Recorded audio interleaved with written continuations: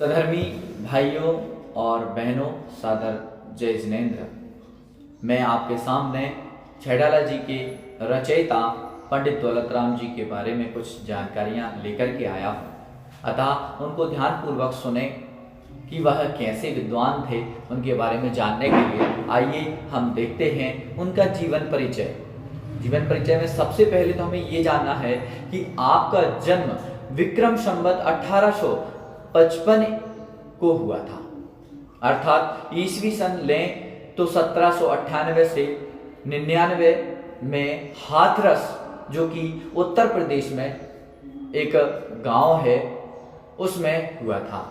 आपके पिता का नाम टोडरमल था और आपका विवाह अलीगढ़ निवासी सेठ चिंतामणि जी की पुत्री के साथ हुआ था। आप चीटे छापने का कार्य करते थे और आपका अध्ययन आरंभ में बहुत कम हुआ, लेकिन बाद में आपने अपने परिश्रम और सतत स्वाध्याय से अपने जैन सिद्धांत का अच्छा ज्ञान प्राप्त कर लिया था। बहुत ही अच्छी बात है। और साथ ही कहा जाता है कि आप छपाई करते हुए, आप जो चीटे छापने का काम करते थे, वो छपाई करते हुए 50 से 60 श्लोकों को याद कर लिया करते थे, कंठस्थ कर लिया करते थे। आप संस्कृत के भी बहुत अच्छे विद्वान थे। विक्रम संवत 1923 में आपका देहावसान हो गया और हमारे बीच से ऐसा एक बहुत ही अच्छा विद्वान हमारे सम्मुख नहीं रहा। सोचिए, आज वो होते तो सभी को जैन धर्म की नॉलेज हो जाती। फिर क्या हुआ कि उनकी जो कुछ रचनाएं हैं उनके बारे में भी मैं आपको बता दूं। उनकी पहली रचना छैडाला जी है, फिर दौलत विलास है, जिसमें आध्यात्मिक पदों का संग्रह है। साथ ही साथ आपके द्वारा रचित छैडाला ग्रंथ ने तो आपको अमर ही बना दिया। वास्तव में यह जो छैडाला ग्रंथ जिसका आप अध्ययन कर रहे हैं, ये अपने आप में एक महान रचना है। इसको पढ़ने से धर्म की बहुत नॉलेज हो सकती है। अतः मैं आज से आपको अर्थ के साथ में सभी पंक्तियों को पढ़ाऊंगा।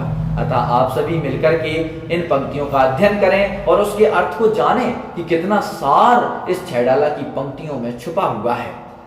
चलिए आइए प्रथम अध्याय के मंगलाचरण से प्रारंभ करते हैं इस अर्थ की प्रक्रिया।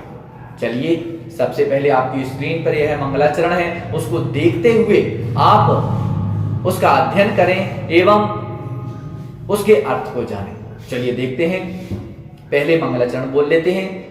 तीन भुवन में सार, वीतराग विज्ञानता, शिव स्वरूप शिव का, नमः प्रयोग समारिके। इस प्रकार यह मंगलाचरण हो गया है। चलिए अब देखते हैं इसके अर्थ को। तीन भुवन में सार। तीन भुवन अर्थात ऊर्ध्वलोक, मध्यलोक और पातालोक। इन तीन भुवनों में सार, जो सारभूत है, सार मतलब जो उत्तम वस्तु है, वो क्या है? वीतराग विज्ञानता। वीतराग अर्थात राग द्वेष रहित, बीत गया है राग, ऐसे वीतराग, राग द्वेष रहित विज्ञानता, विशिष्ट ज्ञान। विशिष्ट ज्ञान किसे कहते हैं? केवल ज्ञान को। तो विशिष्ट ज्ञान, केवल ज्ञान अर्थात तीनों लोकों में जो सारभूत है, ऐसा विशिष्ट केवल ज्ञान है। और फिर क्या कह रहे हैं? वह केवल ज्ञान कैसा है? तो शिव स्वरूप अर्थात मोक्ष के स्वरूप को धारण करने वाला है, मोक्ष के समान है। और कैसा है? शिवकार, मोक्ष को देने वाला है, मोक्ष को प्रदान करने वाला है। ऐसे उस केवल ज्ञान को नमः त्रियोग समारकें। मैं पंडित दौलत राम नमस्कार कर रहा हूं। कैसे कर रहा हूं नमस्कार? त्रियोग। त्रियोग तीन योग। तीन योग कौन कौन से? तो तीन योग होते हैं मन योग, वचन योग और काय योग। इन तीनों की एकाग्रता से मैं नमस्कार करता हूं। अर्थात मैं पंडित दौलत राम ऐसे उस विशिष्ट ज्ञान, केवल ज्ञान को नमस्कार करता हूं।